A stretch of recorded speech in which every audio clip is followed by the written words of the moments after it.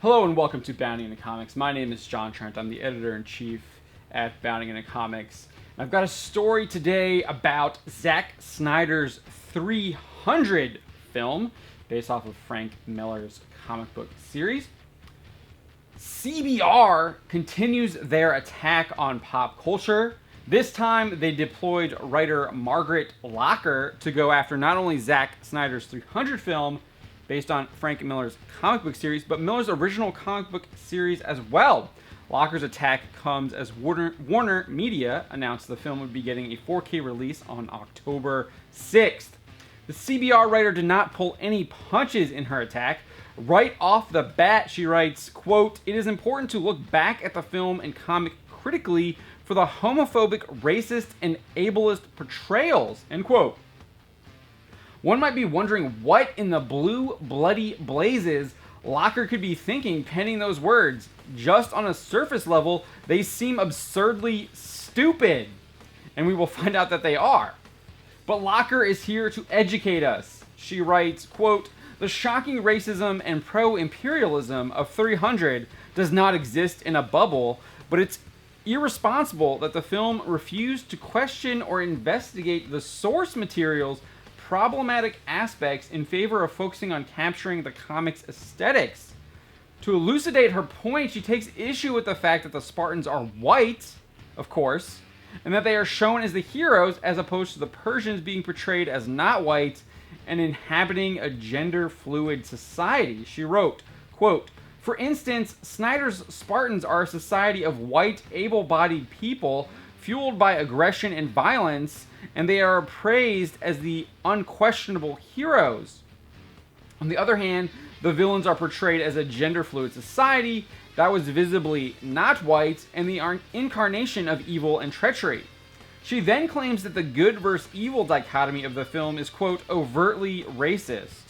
Her explanation is that the film has, quote, "white be inherently good, while people of color are inherently bad." I think we need to pause right here to point out just how dumb and factually inaccurate this is. One of the primary antagonists of the film is a Spartan.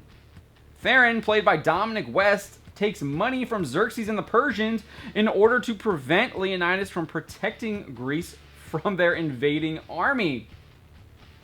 In fact, I would argue that Theron actually rapes Queen Gorgo. He uses his power on the council to make her think that if she submits to him sexually, that he will be able to convince the council to send Spartan reinforcements to Leonidas.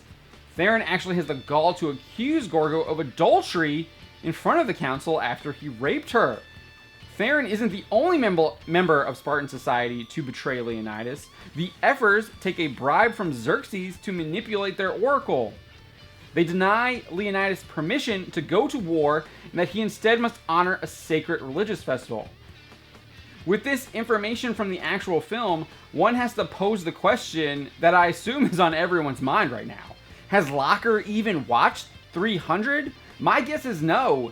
And in the case that she has watched it, she most certainly didn't watch it before writing this hit job against Zack Snyder and Frank Miller. CBR should be ashamed of themselves. Despite the actual facts of the film contradicting her claims, Locker continues, quote, "It also reinforces the growing untrue notion that foreigners entering a white country are to be feared and attacked." She adds, "Harmful representation like that can support the false notion that it's right to fear immigrants, especially immigrants of color." Again, this is another load of crap. The Persians are coming to conquer the multiple city-states of Greece. There is a good reason to fear a conquering army and oppose it. The Persians literally introduced themselves to Leonidas and the Spartans by showing the skulls of kings they have conquered.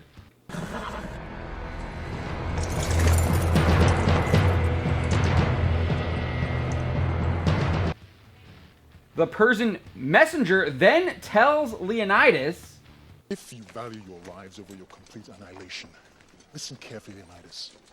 Xerxes conquers and controls everything he rests his eyes upon.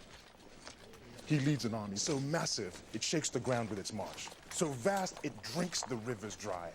All the god King Xerxes requires is this, a simple offering of earth and water, a token of Sparta's submission.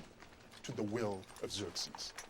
He would go on to say, Choose your next words carefully, Leonidas. They may be your last as king. again, I have to ask, did Locker even watch the film? Did anyone at CBR who saw this piece and approved it watch the film? How can you be this ignorant of not only a film you are attacking, but the creators who made the film and the comic it is based on? But Locker was not done yet. Sparta is fascist. You saw it coming, didn't you?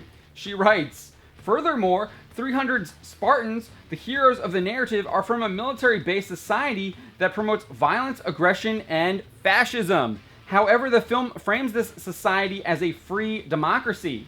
In combination with the above-noted anti-Middle East sentiment, this feeds into a warped notion of patriotism that prides itself in xenophobia and racism. Spartan society is not shown as a democracy. Leonidas must bow to the wishes of the Ephors and the Oracle, and he is not allowed to call Sparta to war. In the political sphere, there is also a council that controls Spartan society. It's the control of the council and Theron's manipulation of it that he uses to rape Gorgo. That's not a democracy.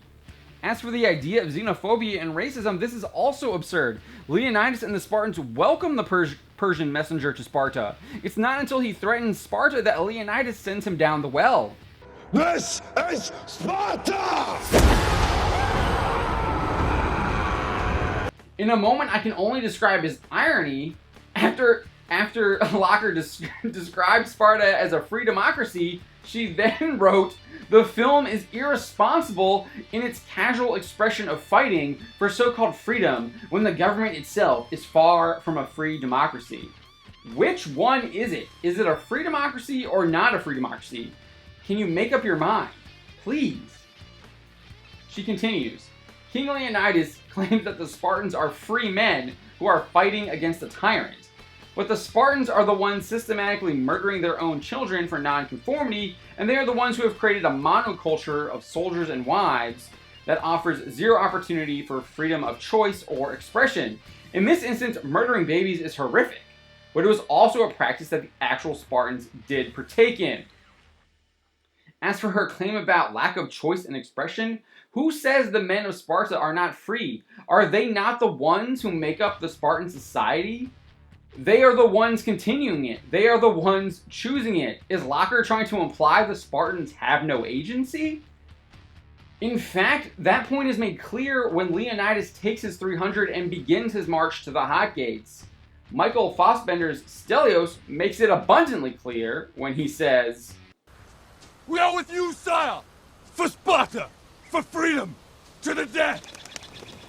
Locker would then use the murdering of children to claim the film as ableist. She writes, quote, as mentioned earlier, the murder of children who do not conform to societal norms is one of many issues with the Spartans pushing forward an ableist ideology.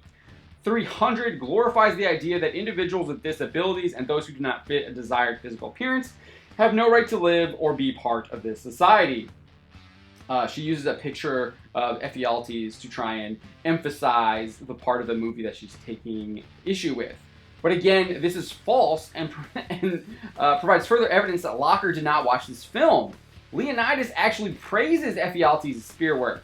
He only rejects his request to join the 300 when he is unable to raise his shield and participate in the Spartans' phalanx.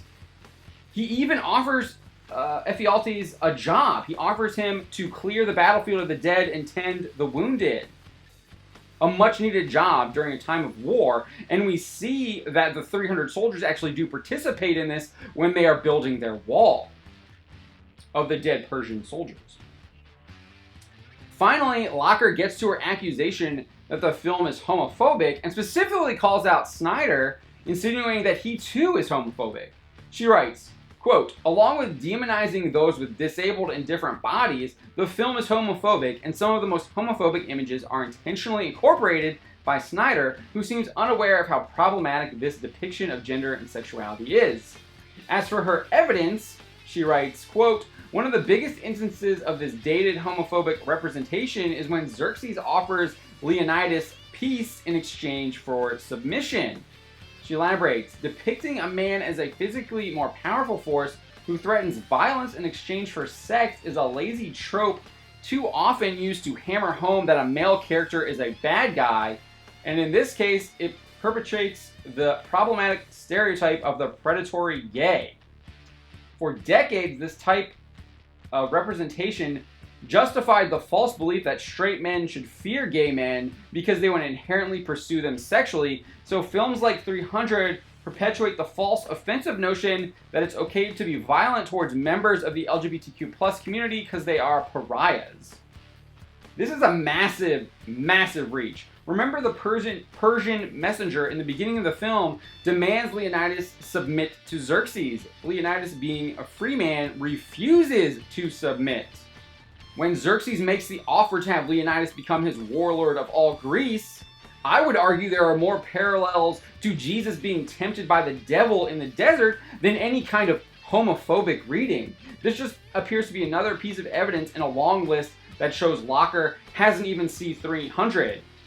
Nevertheless, she concludes by saying, looking back 14 years later, the racism, fascism, ableism, and homophobia of the comic and film is as glaring and intensely problematic as ever.